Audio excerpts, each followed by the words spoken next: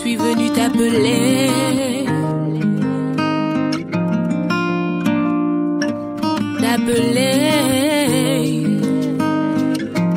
Moi c'est Audrey Sia. Hello la famille. Bonjour, bonsoir. Ça dépend de l'heure à laquelle vous écouterez cette vidéo. Bienvenue une fois de plus sur notre chaîne YouTube. Beaucoup ne me connaissent pas, je sais. Donc je me présente. Je m'appelle Audrey. Audrey Sia, nom d'artiste. Je suis une étudiante, une artiste, un entrepreneur en croissance. Et je suis une YouTuber. Donc, c'est un peu ça. Et moi, en général. Et aujourd'hui, je viens avec un contenu encore sucré, salé, pimenté. Nous allons parler de la sécheresse spirituelle. Est-ce que vous êtes prêts? Donc, nous allons voir c'est quoi la sécheresse spirituelle, quelles sont les causes de la sécheresse spirituelle et comment est-ce que nous pouvons combattre la sécheresse spirituelle. Donc, c'est quoi la sécheresse spirituelle? C'est un état de perte de sensibilité et de dons spirituels. Et généralement, ça se manifeste par le manque d'envie à la prière. La prière devient compliquée, c'est lourd de prier. Et la prière devient aussi ennuyeuse. Nous avons tous certainement eu à avoir ces moments dans nos vies où c'est compliqué de prier, nous n'avons plus le même effet, nous ne ressentons plus les frissons que nous avions avant quand nous avons rencontré Jésus. Sa présence était mielleuse, sa présence était oh j'aime ta présence, Jésus mon roi, oh j'aime ta présence. le spirit là, en fait, à un moment donné, le spirit là, ça nous quitte un peu. Donc, nous disons que nous allons abandonner. Nous allons laisser tomber. La vie spirituelle, c'est trop dur. Déjà même, qui peut résister? Le péché est tapé à ma porte, c'est compliqué. Mais, je vais vous rassurer. Je suis venue vous rassurer que ça peut arriver. Ce n'est pas une raison pour abandonner la foi. Ce n'est pas une raison pour se décourager. Quelles sont les causes? Quelles sont les causes de la sécheresse spirituelle? Nous avons le manque de prière. Voyez-vous, les fleurs d'un jardin qui ne sont pas assez arrosées vont finir par se dessécher. Vous voyez, prenons notre exemple. Un téléphone. Si vous ne chargez pas un téléphone régulièrement, qu'est-ce qui va se passer? La batterie va mourir. Et s'il n'y a pas de batterie, le téléphone est éteint. Ça ne voudrait pas dire que le téléphone ne fonctionne pas. C'est juste que le téléphone n'est pas chargé. Et on aura l'impression que ce téléphone ne fonctionne pas. C'est pareil avec nous. Notre âme a besoin d'être ressourcée, d'être chargée chaque jour comme le téléphone. Sinon, à un moment donné, vous serez là et vous allez avoir l'impression que vous êtes mort spirituellement. Et pourtant, vous êtes debout. Comme moi, vous êtes debout, mais spirituellement, ce n'est pas ça. Vous savez ça, vous ressentez cela au fond de vous. Et ce n'est pas une fin en soi. Dites-vous que ce n'est pas une fin en soi, ça peut arriver. Ça, c'est une cause. La deuxième cause, c'est le manque de vigilance par rapport aux activités qui peuvent nous aider à rester concentrés sur la quête à aimer Dieu et à servir Dieu. Par exemple, vous pouvez écouter des enseignements enrichissants comme celui que je suis en train de vous donner maintenant. Les accompagnements spirituels peuvent aussi beaucoup nous aider. C'est bon d'avoir un aîné vers qui nous pouvons nous tourner de temps en temps et lui dire vraiment, là c'est compliqué, je suis en train de faiblir. Il pourra vous donner des conseils pour vous relever. Rapprochons-nous des prêtres dans nos différentes paroisses, des aînés spirituels, des personnes. Donc, rapprochons-nous des personnes qui peuvent vraiment nous être utiles dans la foi. Aussi, nous avons les retraites, les rassemblements, les groupes de prière. Ne fuyons pas les groupes de prière. Il y a des personnes qui croient qu'ils sont forts seuls. C'est bon de prier seul. J'encourage la prière personnelle au maximum. Mais ne fuyons pas les groupes de prière.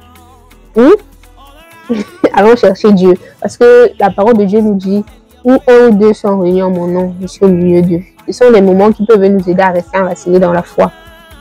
Aussi les sacrements. Prenons nos sacrements au sérieux. Il y a le sacrement de la confession. Si nous chutons, relevons-nous. Ayons l'humilité d'aller vers Dieu, d'aller lui dire, Seigneur, je suis tombé, mais j'ai besoin de toi pour me relever. C'est super, hyper important. Une autre cause de la sécheresse spirituelle, la troisième cause, c'est notre état. Peut-être nous pensons que nous sommes de grands pécheurs, je suis tellement tombé, je ne suis plus digne d'aller dans la présence du Seigneur. Mais rassurez-vous, Dieu ne nous condamne pas. Tant que tu es sur cette terre, chaque jour est une nouvelle opportunité pour recommencer avec Dieu. Mais tu dois regretter, tu dois pouvoir regretter ton péché et demander pardon afin de pouvoir recommencer avec Dieu. Donc, il n'est pas question de retomber, se disant que la grâce de Dieu sera toujours prête à nous pardonner, mais sachant que la grâce est disponible pour tous ceux-là qui se disent enfants de Dieu et qui reconnaissent leur tort. Donc, ce sont là quelques causes. Nous allons voir quelques points. Comment combattre la sécheresse spirituelle. Premièrement, si tu veux combattre la sécheresse spirituelle, je pense, à mon humble avis, tu devrais changer ton état d'esprit. Premièrement, tu dois te dire que ma vie dépend de la prière. Ma croissance spirituelle dépend de ma vie de prière.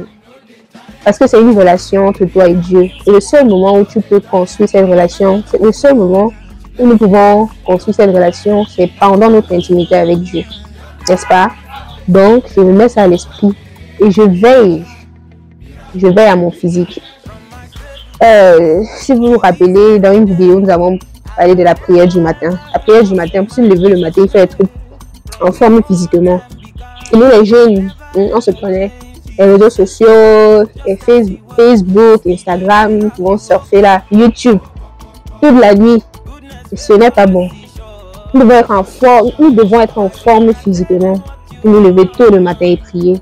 Donc, veillons à notre bien-être physique. Faisons du sport, manger équilibré, afin de pouvoir nous lever tôt le matin. Deuxièmement, comme je disais, nous devons être disciplinés par rapport à notre vie de prière. Nous devons nous fixer une heure de prière. C'est très important. C'est pas je me lève, à l'heure que je me lève, je prie. C'est très dangereux. C'est très dangereux. En tant qu'enfant de Dieu, nous devons avoir une heure de prière fixe. C'est pas je me lève, je prie, non. Si je fais 5 heures, 6 heures, 4 heures. Fixons-nous une heure et disons-nous, je vais prier pendant 30 minutes, pendant une heure. C'est la discipline. C'est comme un étudiant qui se dit, je suis étudiant, je dois avoir une heure d'études. Si c'est à 20 heures, c'est à 20 heures. Si c'est à 17 heures, c'est à 17 heures. Si c'est 3 heures du temps, c'est 3 heures du temps. Il y a des fois où tu n'es même pas assez motivé, tu ne veux même pas étudier.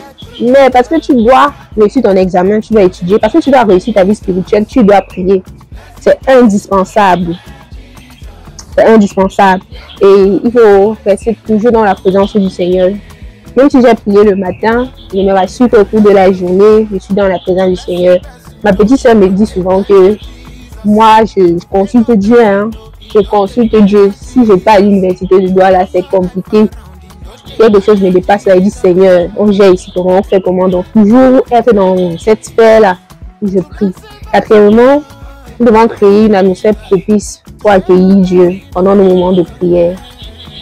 Moi, par exemple, j'ai un endroit spécial où j'ai mon crucifix, les bougies, tout ce qui va avec les fleurs. Quand je vais entrer dans la présence du Seigneur, je prends cette disposition-là parce que je sais que pour accueillir Dieu, pour disposer mon cœur, je dois créer une atmosphère conviviale. Très important. Ça peut être toi te concentrer. Tu te sens que non, là, je suis dans la présence du Seigneur. Donc, ce sont toutes ces clés-là qui peuvent nous aider. Ensuite, pour ceux qui se disent être desséchés. Si c'est à un niveau où c'est compliqué, des fois nous disons est-ce que je peux encore, Seigneur? Je suis tellement loin. Non, c'est le diable qui nous trompe. Nous ne sommes jamais trop loin pour revenir vers le Seigneur. Peu importe ce que les idées qui te viennent en tête, tu dois les combattre. Dis-toi que tu es l'enfant de Dieu, il ne te juge pas, il t'aime. Dis les ondes, les gens vont pouvoir dire, mais Dieu t'aime.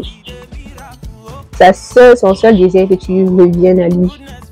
Et des fois, quand nous sommes tellement déchargés, nous avons besoin de prendre du temps pour revenir. Si c'est nécessaire, prendre même une journée seul à seul avec le Seigneur, lui parler, pleurer. regretter revenir, il va nous accueillir. C'est nécessaire pour le faire. Prendre des moments de retraite. Il y a des retraites qui sont organisées ici et là. Si je ne veux pas participer à une retraite communautaire, une retraite, c'est tout simplement se retirer, passer du temps seul à seul avec le Seigneur. Donc, tu prends un moment de retraite. Et dernièrement, le dernier point, ne pas culpabiliser. Ne pas culpabiliser. Éviter de trop culpabiliser. Éviter de trop culpabiliser. Se dire, Seigneur, je ne suis pas dans ça seul. Tiens-moi la main. Tiens-moi la main. Comme une biche qui soupire après le riz. Je crie après toi, Seigneur. C'est dans le psaume. Psaume 143, verset 6. J'étends mes mains vers toi, mon âme soupire après toi comme une terre desséchée. Donc, toujours soupirer après le Seigneur, lui demander sa grâce pour le sortir de la sécheresse spirituelle. La prière est indispensable pour la réussite spirituelle d'un chrétien. Merci d'avoir écouté. Que Dieu vous bénisse. N'oubliez pas de liker, de vous abonner et de commenter. Bye bye. Ciao, ciao, ciao, ciao, ciao. Ciao, ciao, ciao.